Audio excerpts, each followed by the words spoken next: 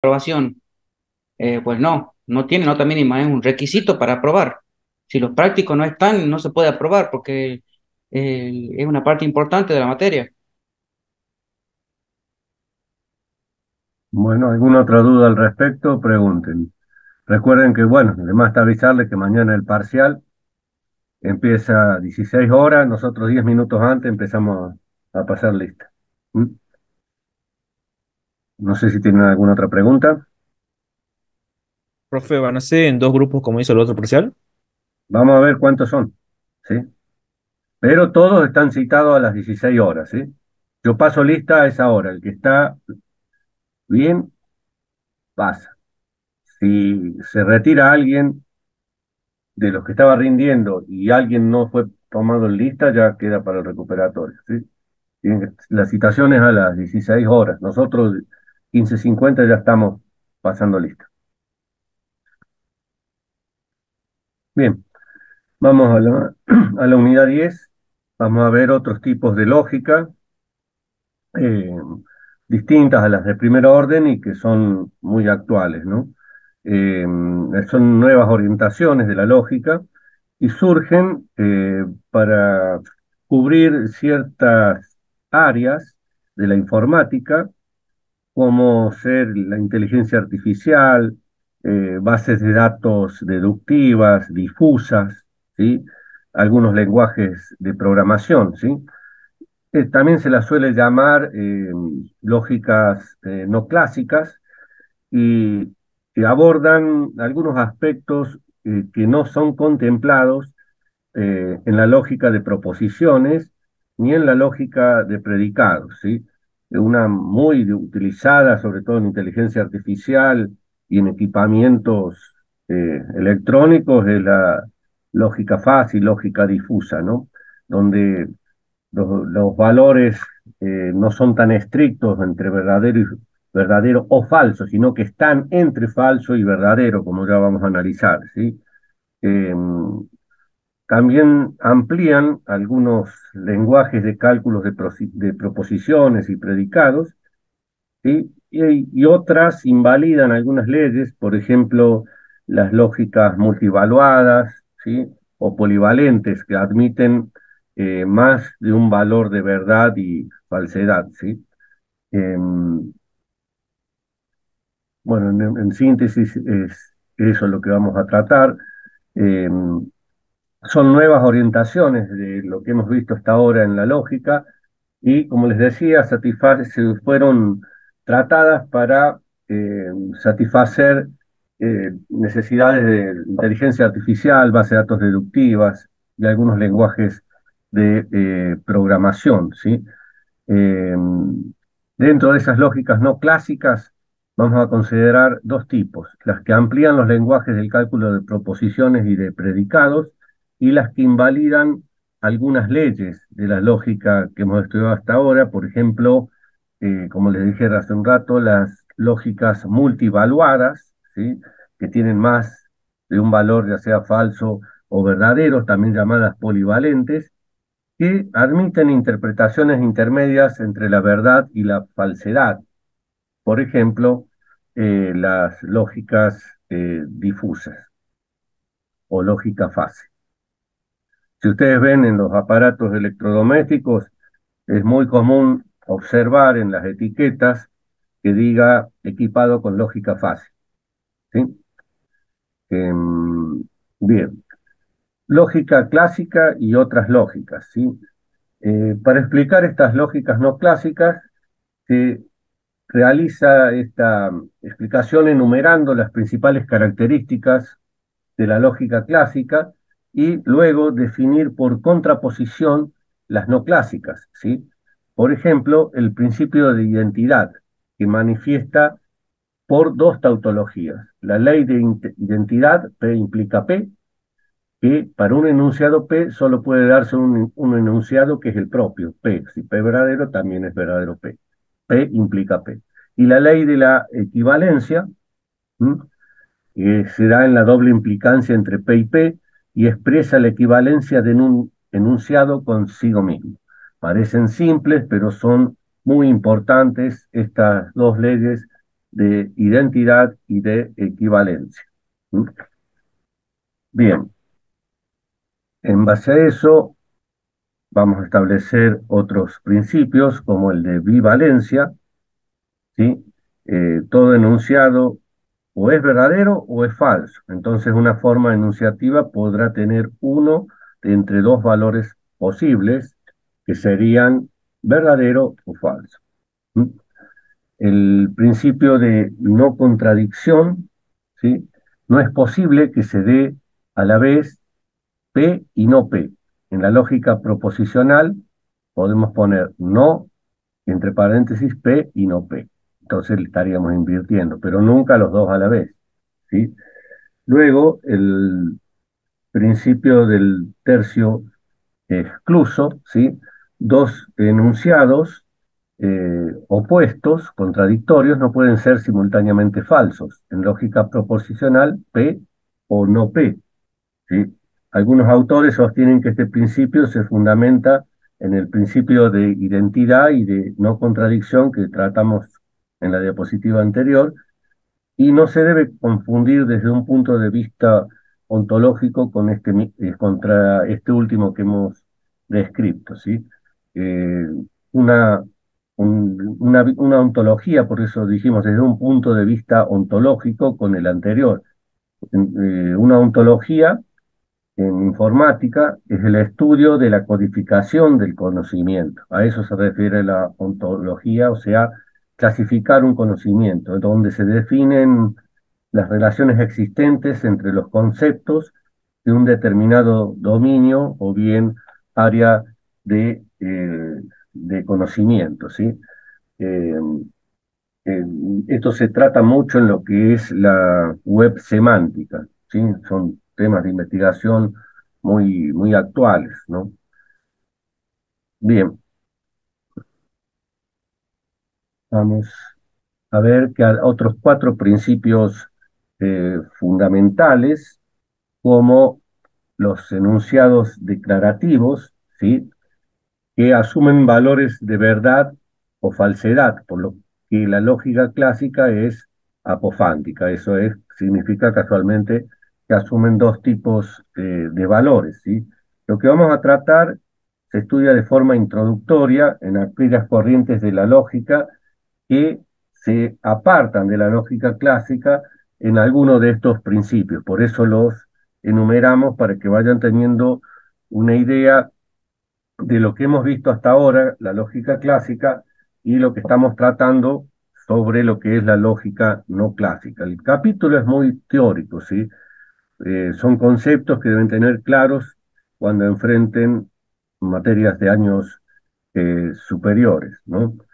El tema del criterio de extensionalidad.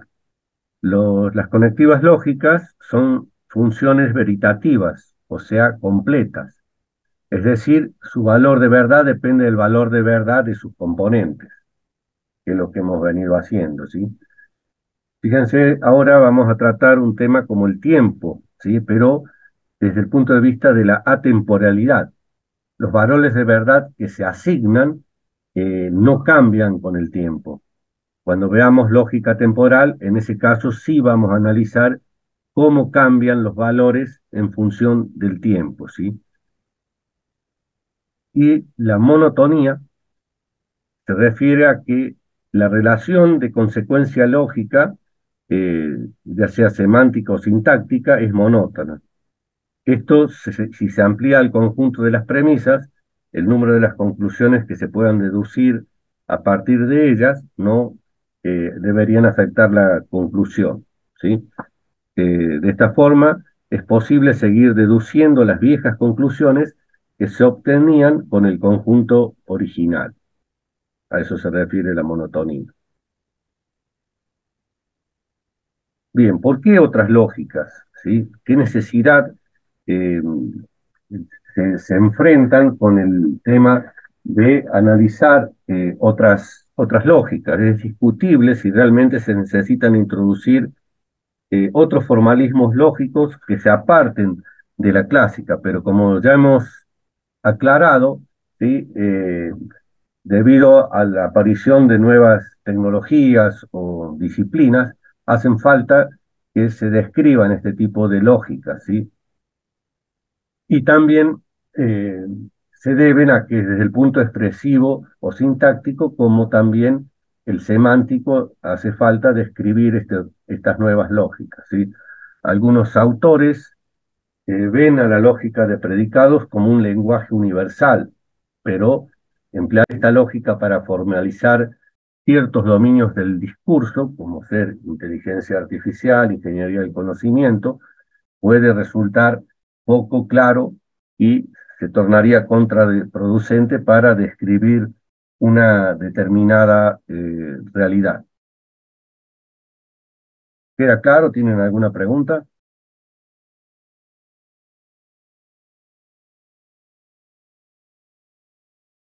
Lógicas multivalentes, ¿sí?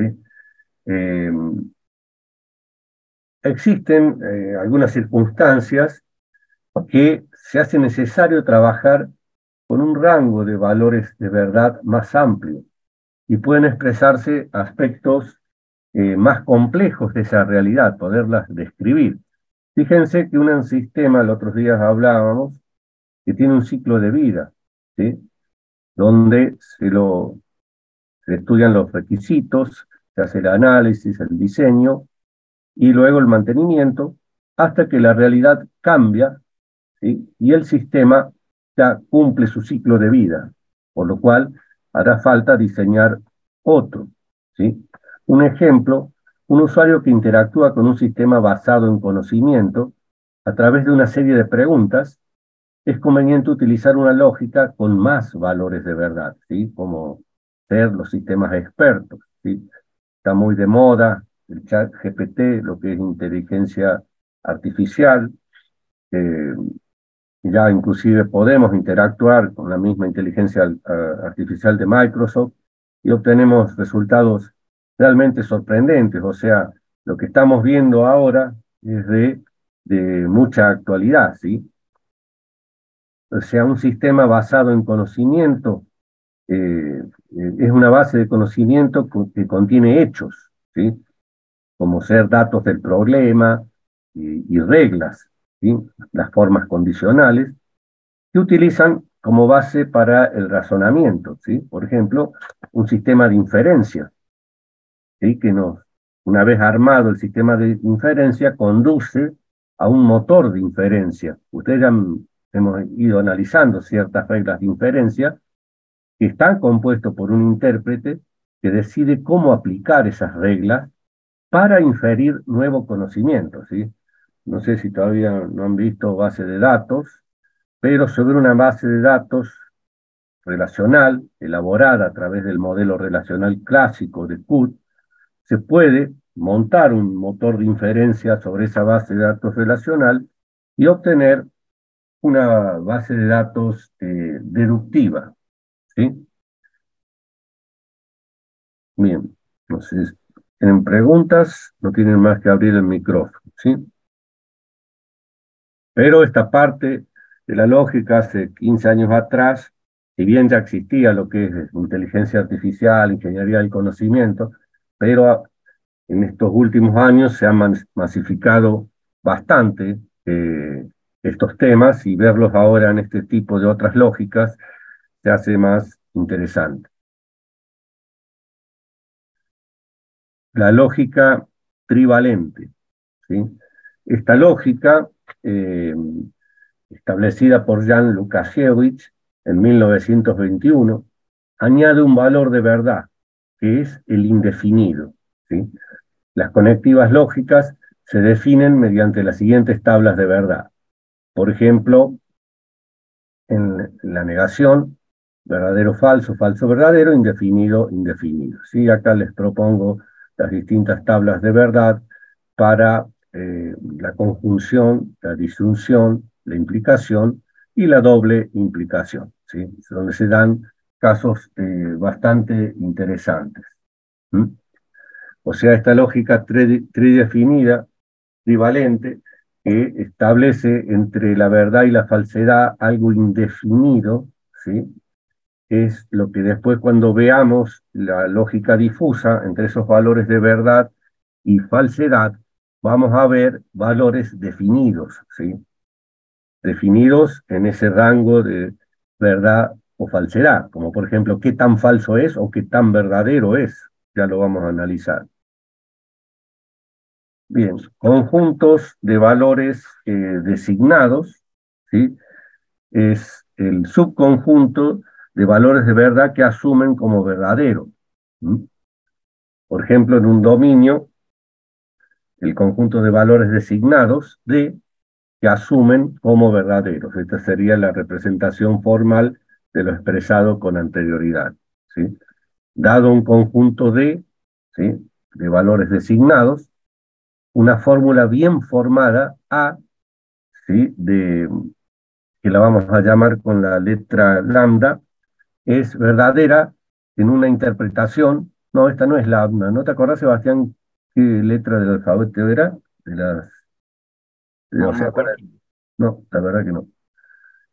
Es verdadera en una interpretación si para todo valor de valoración tita se establece los siguientes valores para determinar que pertenecen a un dominio establecido. Esta fórmula A es válida si es verdadera en toda la interpretación. Bueno, la voy a llamar lambda, pues no recuerdo el símbolo de esta letra griega, ¿sí? No me puedo acordar en este momento, ¿sí? Se pueden importar otros conceptos de la lógica clásica, por ejemplo, los conceptos de equivalencia lógica, modelo, consecuencia lógica, que se generalizan de forma semejante a cómo se han hecho en la noción de verdad o en una interpretación. Esto es únicamente para designar un conjunto de valores designados, vaya la redundancia, entre entre estos valores designados que deben ser verdaderos. Esa es la parte importante del asunto. Bien, en la lógica trivalente de Goddard, el valor de verdad U, ¿sí? El indefinido, se interpreta como sin sentido y cualquier fórmula que contenga indefinido durante su evaluación se evalúa de esa manera, ¿sí? Las fórmulas que no incluyen indefinido toman el mismo valor que en la lógica clásica, ¿sí? Bien, acá tienen las tablas de verdad para la negación, la conjunción, la disyunción y la implicación. Tienen algunos valores. Eh, Esta lógica trivalente, ¿sí? Abre el camino hacia otras lógicas. Por ejemplo, la lógica tetravalente de Fitting en 1989, o sea, no está tan lejana en el tiempo. Además del valor indefinido U, se introduce el valor de verdad O, que se interpreta como sobredefinido, o sea, eh, que además de definirlo, le agregan más reglas para hacer una redundancia sobre esa definición. Así como U se interpreta como ni verdadero ni falso, O se considera como verdadero y falso, ¿sí? Porque están definidas en exceso esas reglas, tanto para lo verdadero como para lo falso. Y las lógicas polivalentes presentan un número infinito de valores de verdad. Y cuando veamos difusa también, qué tan verdadero es, podemos establecer muchos valores, o bien qué tan falso es, se podrán definir muchos valores. O sea, estamos viendo conceptos para desembocar en esos tipos de lógica que vamos a tratar en este capítulo, ¿sí? O sea, van a tener un número infinito de estos valores de verdad. Bien, ya que la nombramos, la lógica difusa o fuzzy logic, la expresión lógica difusa tiene dos significados. Se refiere al uso de conjuntos difusos para la manipulación de conocimiento incierto, ¿sí? La información es imprecisa y difícil de cuantificar. Por ejemplo, la emoción. O decir, este auto es lindo. Claro, para una persona desde un punto de vista, pero quizá para otra persona no sea lindo el auto que estamos analizando, ¿sí? A eso se lo denomina difícil de cuantificar. Y también se refiere a la extensión de la lógica clásica bivalente, a una lógica con infinitos valores de verdad en un intervalo cerrado 0,1, ¿sí? En este curso de lógica se va a dar tratamiento a la segunda de las acepciones, o sea, la cantidad de valores infinitos que pueden existir en un intervalo cerrado de 0 y 1, ¿sí? Bien. No sé si en matemática han visto el concepto de límite, ¿sí o no? Sobre todo a los que están en la licenciatura, que están en primer año, ¿no?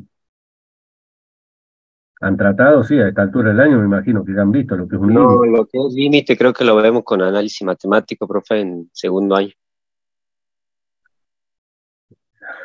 Bueno,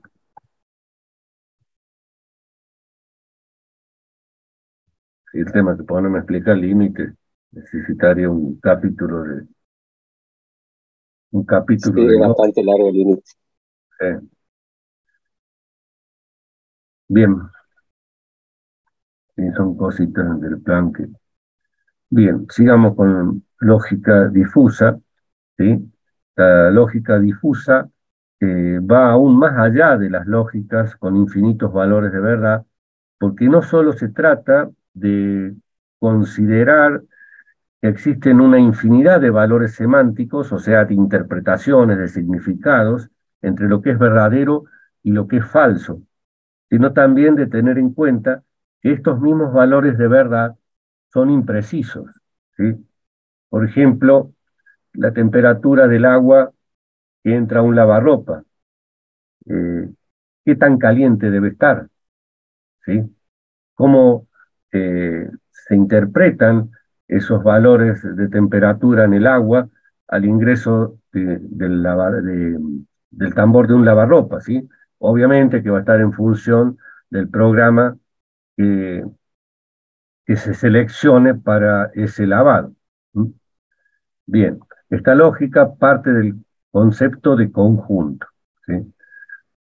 Bueno, espero que se acuerden por lo menos del secundario de lo que era la teoría de conjuntos, y se presentan situaciones en las que resulta difícil determinar la pertenencia o no de un elemento a ese conjunto que estamos analizando, ¿sí? Por ejemplo, números naturales mucho mayores que 100, claro, pero ¿qué tan mayores que 100? 101 es mayor que 100, pero dice mucho mayores, ¿sí? No pertenecería, si lo analizamos rápidamente, al conjunto de mucho mayor, pero sí lo haría 10 elevado a la 10, sí, pero ¿y 500? Sería mucho mayor entre 101 y 10 a la 10, ¿sí? Entonces se establecen valores difusos que son difíciles de determinar si pertenecen, por ejemplo, a los números naturales mucho mayores que 100. Se deben establecer ciertas reglas para eh, analizar la pertenencia o no a un conjunto. Otro ejemplo, personas altas. ¿María pertenece a ese conjunto? ¿Sí? O mujeres hermosas. ¿María pertenece a ese conjunto? Y es difícil analizar estas cualidades porque para ciertas personas María será hermosa y para otras no. Por eso los valores se dice que son difusos. ¿Alguna pregunta?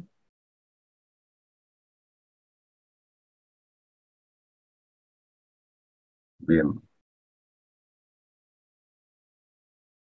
Eh, Estas consideraciones que estamos haciendo conducen a una reformulación del concepto básico de conjunto, ¿sí? Admitiendo grados de pertenencia de los elementos a esos conjuntos, ¿sí? Eh, Esto se refiere al uso de metodologías que nos ayuden o que nos proporcionen los fundamentos para el diseño, desarrollo y uso de sistemas inteligentes, ¿sí? Que ayuden a interpretar esos conjuntos, ¿sí? Cuáles son los elementos que pertenecen y cuáles no. ¿Sí? Las principales metodologías que forman parte en estos análisis tenemos lo que estamos tratando, lógica difusa, lo que es computación evolutiva, ¿sí? También está muy de moda lo que es la computación cuántica, ¿sí? Métodos probabilísticos y los aprendizajes de máquina, ¿sí? Cómo una máquina puede, a partir de ciertos conocimientos ya incorporados, cómo puede producir otros nuevos. Reitero, esto es muy aplicado en lo que es robótica, cómo un robot, a partir de los conocimientos que se le han incorporado eh, a través de un lenguaje, puede adquirir nuevos, eh, aplicándole reglas a los conocimientos que ya tiene incorporados, ¿sí? En general, estas metodologías y técnicas se combinan, ¿sí? Para obtener mejores resultados. Bien, vamos a algunas características de todo lo que hemos hablado. El principio de incompatibilidad expresa que la descripción del comportamiento de un sistema complejo no puede realizarse de forma absolutamente precisa, ¿sí? Fíjense que ni un comportamiento humano se podría analizar de forma precisa, ¿sí? Sadet, que fue el precursor de lo que es la lógica difusa, plantea la necesidad de manejar de forma rigurosa y fiable la información imprecisa, ¿sí? Eh, o sea, hacer que algo que no, que no se puede describir, por ejemplo, eh, de un objeto sea útil, ¿sí? Para uno lo será, para otro no, pero lo que se plantea es tratar de que la información sea, o sea, fiable, esa información precisa sea fiable, ¿sí? Para ello SADE desarrolla dos aspectos: representación de la información imprecisa, ¿sí? Se utiliza la teoría de conjuntos difusos, ¿sí? En la cual un determinado elemento puede ocurrir que no sepamos si está contenido en ese conjunto. Y la inferencia sobre información precisa, hasta imprecisa. Hasta ahora las inferencias que hemos hecho lo hemos hecho a través de reglas bastante definidas y formales, ¿sí? Pero ahora la inferencia la tenemos que tratar sobre información imprecisa, o sea que no está completa la información, ¿sí? Fíjense que una base de datos relacional puede tener información que no esté completa, ¿sí? Entonces, a través de reglas de inferencia, podemos generar nueva información que ayude a la completitud, o sea, que ayude a la completitud. O sea, tener algo completo sería muy difícil, pero que ayude a la completitud, sí. La información debe ser tratada para obtener nuevos hechos, ¿sí? Regla composicional de la inferencia. O sea, el ejemplo que les di sería una base de datos relacional a la cual le incorporamos un motor de inferencia para obtener nuevos conocimientos ya almacenados en la base de datos. O sea, inferir nuevos conocimientos a través de la información almacenada en esa base de datos relacional. ¿Alguna pregunta? Este capítulo lo vamos a ver en 2 clases, ¿sí? Bueno, mañana es el parcial, el martes que viene es feriado, el miércoles siguiente, o sea, el miércoles 21, terminaremos este capítulo. Bien, si no hay preguntas, continuamos. El principio de la incompatibilidad que nombramos en la diapositiva anterior, o sea, a partir de este principio se pueden describir las principales características de la lógica difusa y los sistemas difusos, ¿sí? Razonamiento exacto puede verse como un caso particular del razonamiento aproximado, ¿sí? Eh, Cualquier conocimiento, ¿sí? O de sistema lógico puede ser eh, fusificado, ¿sí? Ya vamos a hablar un poquito más de lo que es una fusificación de variables, ¿sí? O sea, cualquier razonamiento aproximado eh, puede ser fusificado, sea cuantificado. Esto estamos hablando del razonamiento exacto, ¿sí? Mediante una lógica difusa se pueden formular el conocimiento humano de una forma sistemática. Fíjense que la lógica que mejor representa a un ser humano es la lógica difusa. Restricciones difusas, ¿sí? Para interpretar el conocimiento sobre una colección de variables. Estos sistemas difusos son interesantes para definir sistemas cuyo modelo exacto es difícil de obtener, por lo que se deben realizar una aproximación de los mismos, ¿sí? Bueno, inferencia los que hemos venido tratando en los capítulos primeros, ¿sí? Y puede verse como un proceso de propagación de las restricciones difusas, ¿sí? O sea, vamos generando nuevo conocimiento a través de la inferencia, pero las restricciones difusas que vamos eh, generando, o sea, a través de ese nuevo conocimiento que generamos, tenemos restricciones difusas.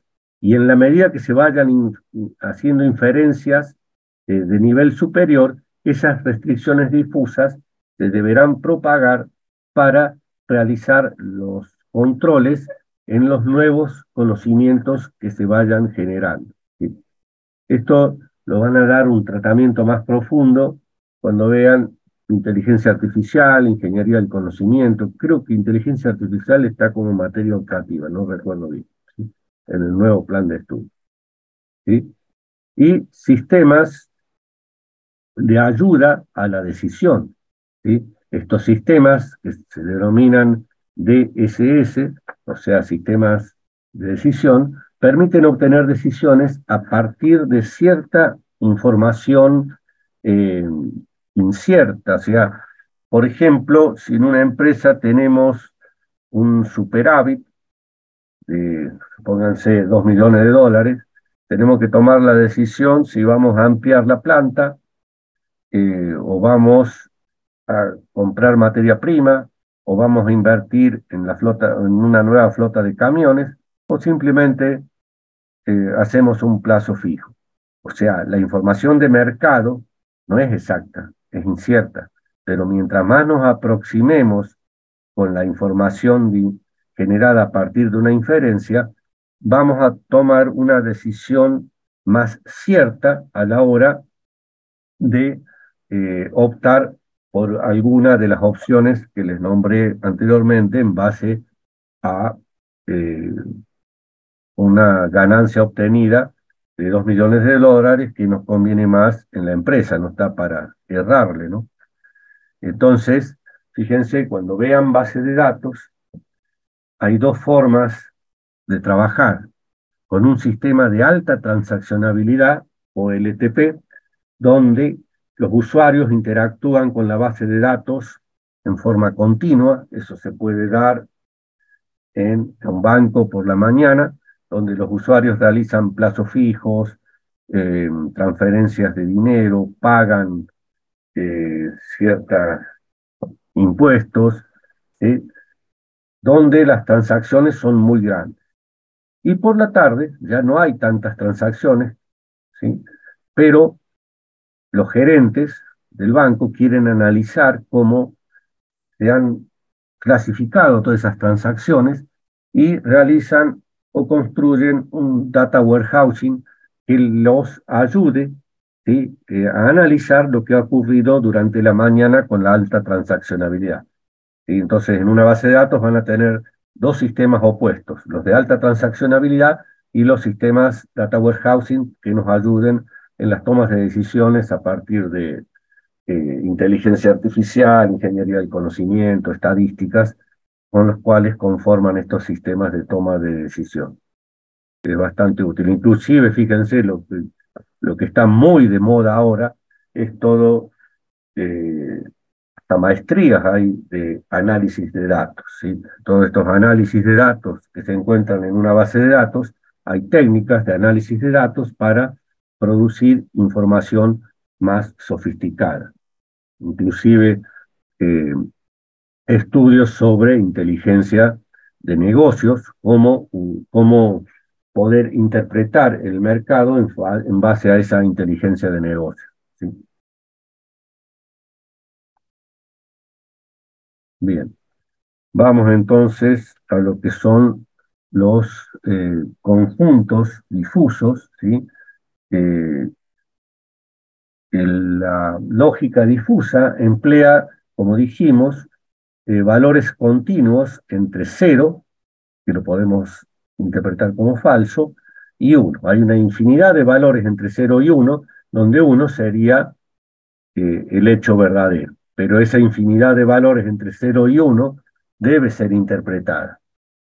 Estos conceptos se asocian a conjuntos difusos, donde hay que interpretar si un elemento pertenece o no a ese conjunto, asociando los valores de pertenencia en un proceso de lo que se denominaría fusificación, ¿sí? O sea, para poder clasificarlos a esos elementos para tener un grado de certeza mayor si pertenecen o no al conjunto. Ese sería el proceso de fusificación.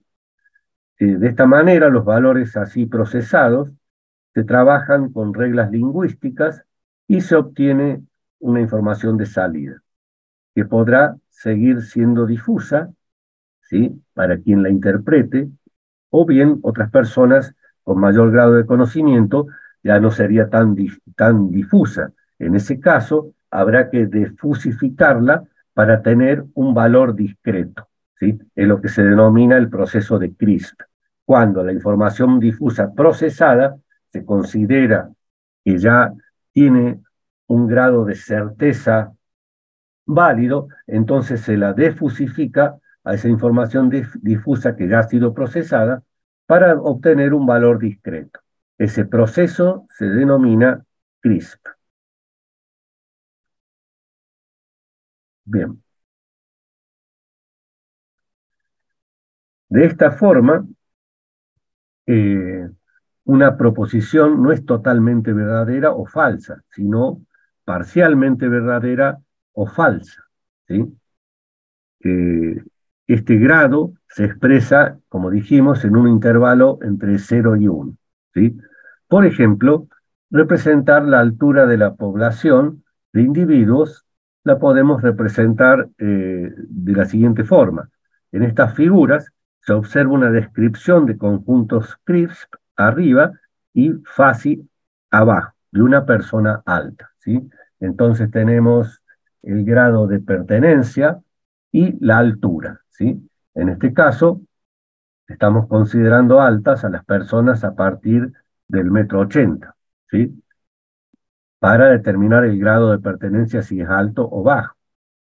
Y acá, en la representación CRISP, se dibuja una línea que separa el 1,80 m de los individuos altos de los que no lo son. O sea, ponemos valores difusos que varían entre 1,70 y 1,80, ¿sí?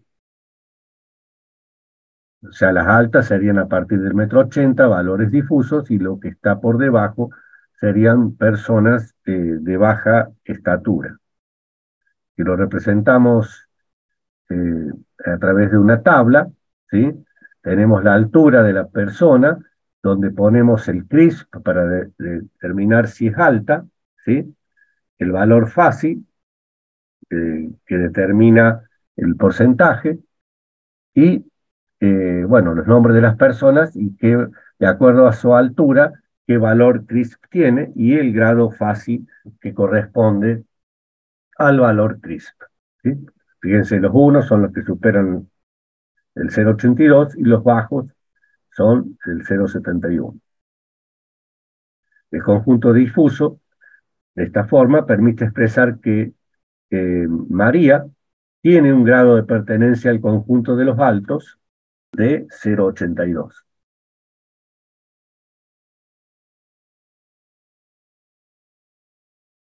Bien.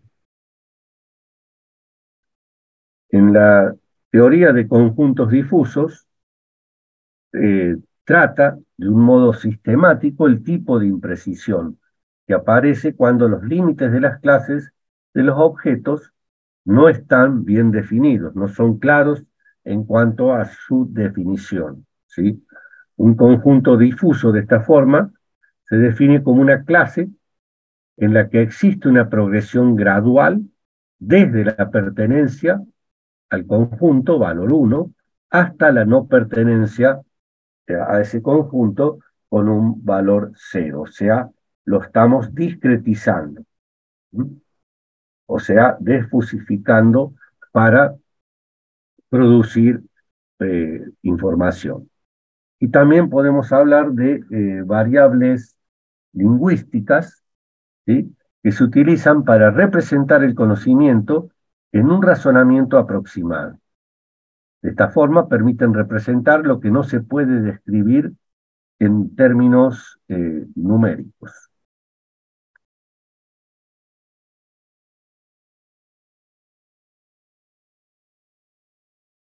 Bien, una variable lingüística está caracterizada por una quíntupla, ¿sí?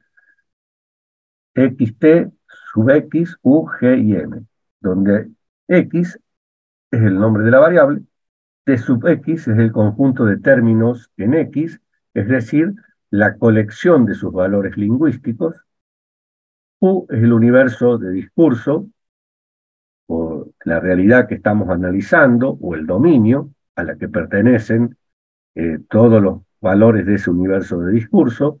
Por ejemplo, en la temperatura cálida, el dominio es numérico. Ahora habría que analizar a qué se considera temperatura cálida, por eso es difuso. G es una gramática mediante la que se generan términos T sub X, en este caso, términos de los cuales los consideramos una temperatura cálida en ese universo de discurso.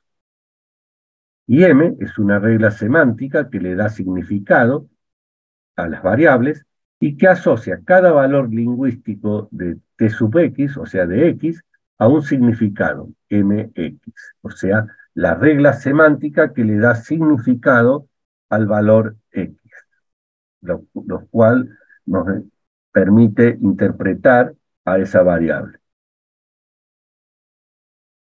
o ese razonamiento aproximado.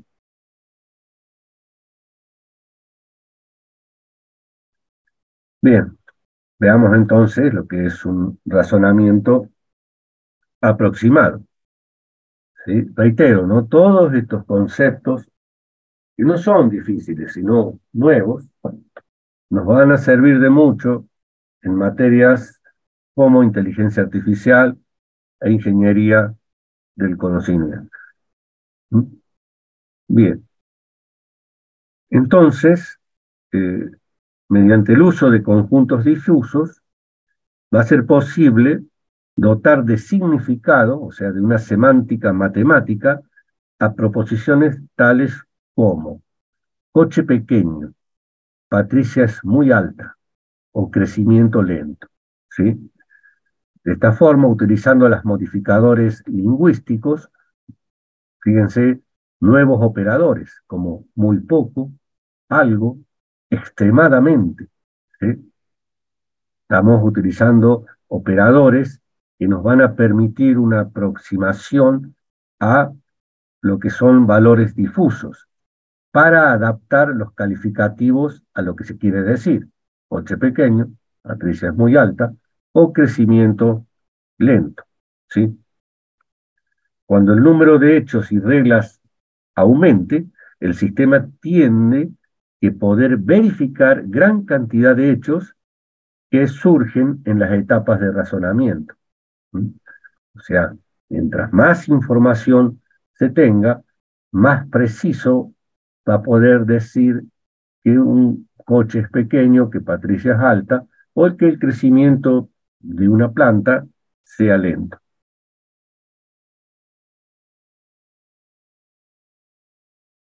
Bueno, vamos a tener que tener también reglas difusas, ¿sí? El razonamiento, a ver si me olvidé algo, ¿no? Sí, las reglas difusas, sí, pero esto es lo que tenemos que ver. Vimos razonamiento aproximado, reglas difusas. ¿Sí? Bien, el razonamiento aproximado que hemos utilizado para representar y razonar con conocimiento, expresado en forma de primitivas atómicas. No sé si, claro, en lenguajes de programación también se ven las primitivas de un lenguaje, de una sentencia, que sería una analogía de lo que estamos expresando en forma de primitivas atómicas, enunciadas en un lenguaje natural. Por ejemplo, la velocidad tiene un valor positivo grande. La transformación del ejemplo anterior en lenguaje natural, en términos de variables lingüísticas, se realiza en los siguientes pasos. Se elige el símbolo B para representar la velocidad, el símbolo PG para representar el valor positivo grande, y la expresión del lenguaje natural pasa a ser B es PG. ¿Sí? Donde el lenguaje natural debe ser analizado de esta forma. Bien, a la expresión anterior se la denomina proposición atómica difusa, y su interpretación de la expresión atómica viene dada por la pertenencia de la variable física velocidad al conjunto difuso PG. O sea, todo está en interpretar la información para determinar la pertenencia, en este caso, de una variable difusa al conjunto que estamos analizando. Bien, inferencia difusa. ¿Sí? Así como teníamos inferencias en las lógicas clásicas, también debemos analizar lo que se denominan las inferencias difusas. ¿Sí? Es el proceso de obtener un valor de salida para un valor de entrada, empleando la teoría de conjuntos difusos. ¿Sí? Existen dos tipos de inferencia clásicos que son la inferencia de Mandami en 1975. El proceso se realiza en cuatro fases, ¿sí? O en cuatro pasos. La fusificación de las variables de entrada, o sea, discretizarlas, evaluar las reglas, agregación de las salidas y la desfusificación de las mismas para interpretarlos. ¿Sí? Una fusificación de variables de entrada, se toman valores crisp, o sea, ya discretizados. O sea, en lo difuso tenemos un conjunto infinito de valores, pero cuando se determina el grado de pertenencia, lo hemos defusificado, ¿sí? A los conjuntos difusos asociados. Eso sería la fusificación de variables de entrada, donde tomamos los valores CRISP que resultan de la defusificación.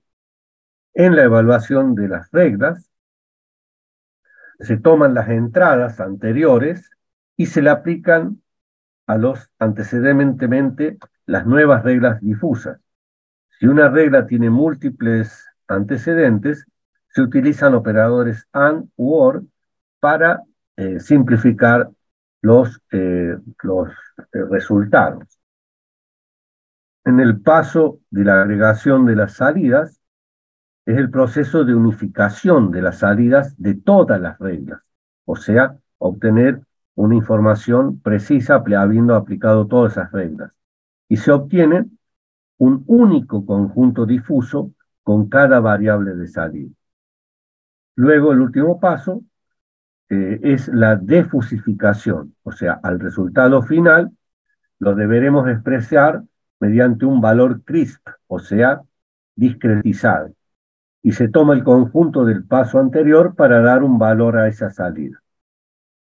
El método de la defusificación más conocido es el centroide, que calcula el punto donde una línea vertical divide al conjunto de dos áreas, que es lo que hicimos en el gráfico acá, ¿sí? Donde se divide las dos áreas, alto y bajo. ¿Alguna pregunta?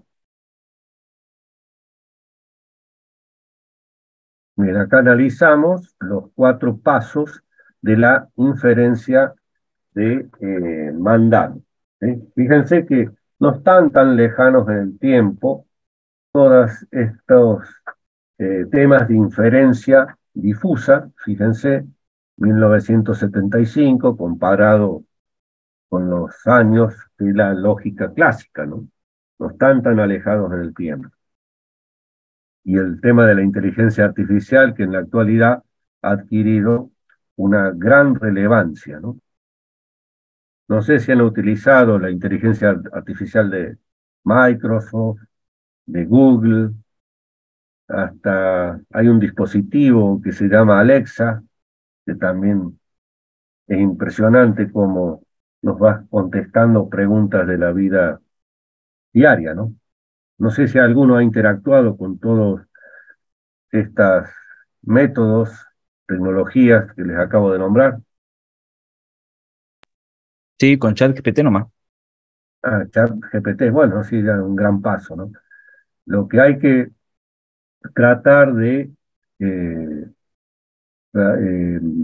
de usar todas estas tecnologías como herramientas, ¿sí? Y analizar la información que nos entrega, y no simplemente preguntar y copiar o repetir como un loro, sino interpretarlo, ¿sí? Es la misma pregunta que nos hacemos o que nos hicieron muchos años atrás, como decir, eh, cuando un niño pasa mucho tiempo enfrente de una computadora, ¿sí? Hay que ver qué interpreta de toda esa interacción con la computadora y que no cometa los excesos en los cuales el niño ya no piense, sino que dependa de la computadora para, eh, entre comillas, razonar en forma precaria, porque debe ser usado como una herramienta. De hecho, que siempre se toma el mismo ejemplo, dice, ¿la droga es buena o mala? Y si la usás para curar, es buena. Si la usás para otras cosas, es mala, al igual que la tecnología, ¿no? Hay que establecer ciertos límites, ¿sí? En cuanto a la otra inferencia, la TSK, ¿sí? Eh, este método no es muy eficiente desde el punto de vista computacional. Se puede disminuir el tiempo de inferencia utilizando una función matemática en el consecuente, pero ya no sería, o sea, el grado de precisión queda muy lejano. El formato general de la regla sería P, if X es A, and Y es B, den Z, y aplicamos la función. TSK es un método que no representa un marco natural para la representación de lo que es el conocimiento humano, ¿sí? Ese sería, por eso no es tan eficiente desde el punto de vista humano. Bien, vamos a cortar acá, lo continuaremos el miércoles que viene y cerraremos el capítulo 10, ¿sí? Por lo pronto, bueno, aprovechando que no van a tener clases presenciales, van a tener más tiempo para eh, estudiar un poco más para el parcial de mañana. Bien, aquí vamos a cerrar la clase de hoy, vamos a continuar el miércoles que viene, no mañana que es el parcial, sino el otro miércoles, con lo que es lógica modal. Profe, Sí, tengo una duda, es respecto del TP3. No sé si le puedo consultar. sí, por supuesto. En el TP3, cuando tenemos dos preposiciones unidas con una conjunción o disyunción, cualquiera de las dos, pero está entre paréntesis, ¿puedo aplicar la simplificación? Ahí no tenés escrito el Sí, ejercicio. sí, claro. Ah, quería O sea, ver si era un los ejercicio, paréntesis no importan. ¿es un ejercicio en particular del que estás planteando o te lo has planteado ahora? Claro, porque a mí cuando tengo el problema y aplico algunas reglas y me queda las preposiciones entre paréntesis, no sé si podría aplicar una simplificación y sacar una de las preposiciones aunque se encuentre en paréntesis. Esa sería mi duda, digamos. Sí, sí, en ese caso sí se puede. Sí se puede hacer la simplificación. Ah, bueno, profe. Y otra consulta más. ¿El viernes van a estar dando clase de consulta? Y si tenemos los parciales listos, seguro. Consulta sobre ¿Por el dónde parcial o sobre algún tema en particular. disculpe, ¿qué? No la escuché. La consulta del viernes es sobre los parciales, que espero tenerlos corregidos, o sobre algún punto en particular del programa de estudios. Del TP3 sobre los trabajos sería si da clase de consulta el viernes, iría por eso. Hacer una consulta práctica, lleva a la mañana, así lo vemos. Si es una consulta práctica, lleva a la mañana. ¿En dónde va a estar, profe? Y vamos a estar tomando el parcial. Después del parcial te Ah, haces. sí. Después del parcial se va a quedar un rato. Sí, sí. Ah, ok. Bueno, gracias, profe. Era, a ver. Profe, profe, ¿se me escucha? Sí, Era para hacer una consulta. En caso de que mañana haya paro de transporte, porque había escuchado por ahí que existía la sí. posibilidad, ¿cómo haríamos con el tema del parcial? Y no, se suspende. Hoy, por ejemplo, tenía parcial de base de datos 2 a las 15 horas. Y bueno, para el transporte lo tengo que suspender. El tema que nos agarra estos paros, finalizando el cuatrimestre, calculen, hoy tenía el parcial de base de datos 2, al suspenderlo, lo tengo que pasar para el próximo martes, que es feriado. Entonces lo tengo que tomar el día 27 de junio, el parcial, y el recuperatorio el 4 de julio, con lo cual ya quedo pasado de la finalización del cuatrimestre, pero bueno, no queda otra. Esperemos que no haya paro, así no se me junta tanto laburo con parciales postergados, ¿no? Buenísimo, profe. Sí, Entonces si hay pasaría paro, en no, caso de que mira, haya si hay al paro de miércoles que viene. transporte, no hay parcial, eso de hecho. Listo, listo. Bueno, profe, muchas gracias. Mira, ¿alguna otra pregunta? No sé si hay algo en el chat. No, no hay nada en el chat. Bueno, Déjame, profe, hacer una aclaración con respecto a dale. los prácticos. Eh, Resulta que hay algunos que entregan los prácticos muy incompletos. La idea es verlos, practicar. Y si algún ejercicio está mal, pero está resuelto por lo menos, o se ve el intento de resolución, se puede dar por aprobado, digamos, ese ejercicio. Pero, por ejemplo, si un ejercicio tiene desde la A hasta la J, tiene 10 ejercicios, y ustedes me envían solo 3 A, B y C, no se puede aprobar ese práctico. Entonces intenten hacerlos a todos los ejercicios puntualmente. ¿Sí? Porque yo, como ahora no van a tener mucho tiempo, yo les envío el práctico para que lo terminen. No se los puede aprobar a un práctico a la mitad o un cuarto, digamos, de la cantidad de ejercicios. ¿Sí? O hay Eso es todo. conjuntos vacíos. Sí, hay muchos que me mandan y yo se los tengo que devolver, no los puedo aprobar, se los tengo que devolver y decirle completen. Claro, hay muchos puntos, hay algunos que mandan muchos puntos vacíos, no sé si para ganar tiempo o qué, pero bueno, es probable que pase eso, porque hay algunos que lo Profe, hacen por tiempo. disculpe, profe. Sí, Yo, por ejemplo, tengo el TP4, pero hice todo, me faltó un solo punto que no lo entendí. ¿Se lo puedo mandar igual o intento resolverlo yo? intenta resolverlo. Y si tenés alguna duda, pasame la consulta y yo te la puedo responder por el correo. No pasa nada, Ya. uno no es problema. Si uno no lo puede resolver, intentar resolverlo para que se Sí, vea, sí, para que se vea la uno práctica. nomás en el TP4 y después ya lo otro lo tengo completo. Sí, no hay ningún problema. Eso no es nada, digamos. Se puede dar, se puede pasar eso.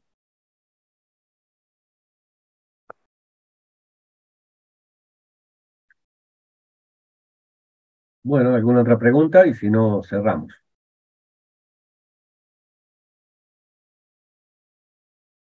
Buenas tardes. Buenas tardes a todos.